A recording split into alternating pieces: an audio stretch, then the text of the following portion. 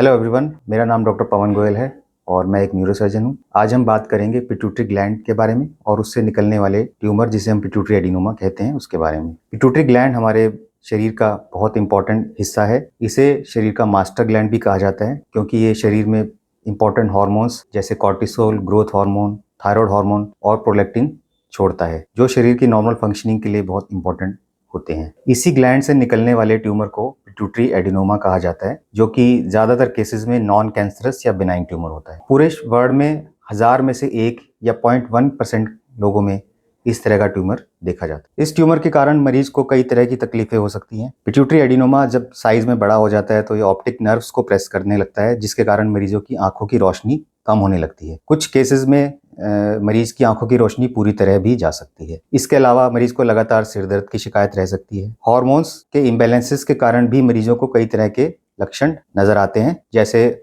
हर समय थकान महसूस होना, वजन का बढ़ना, डिप्रेशन में जाना, नींद ना आना, महिलाओं में मेंस्ट्रुअल इरेगुलरिटीज होना, चेहरे की और हाथों की बनावट में बदलाव आना। इस तरह के सिम्टम्स भी मरीज के पिट्यूटरी एडिनोमा की बीमारी में नजर आ सकते हैं। इस तरह के लक्षण नजर आने पर मरीज को हार्मोन्स के टेस्ट और कंट्रास्ट एमआरआई ब्रेन करवाना चाहिए तथा बीमारी का पता लगने पर तुरंत किसी न्यूरोसर्जन से कंसल्ट करना चाहिए। न्यूरोसर्जन एंडोस्कोपिक विधि से नाक द्वारा इस ऑपरेशन को कर सकते हैं और इस ट्यूमर को निकाल सकते हैं तथा सिर पे किसी भी तरह का कट लगाने की जरूरत नहीं पड़ती है। ऑपरेशन के द्वारा इस ट्यूमर को पूरी तरह से खत्म किया जा सकता है। केवल कुछ केसेस में ही दवाइयां या साइबर नाइफ विधि से इस ट्यूमर के इलाज की आवश्यकता पड़ती है।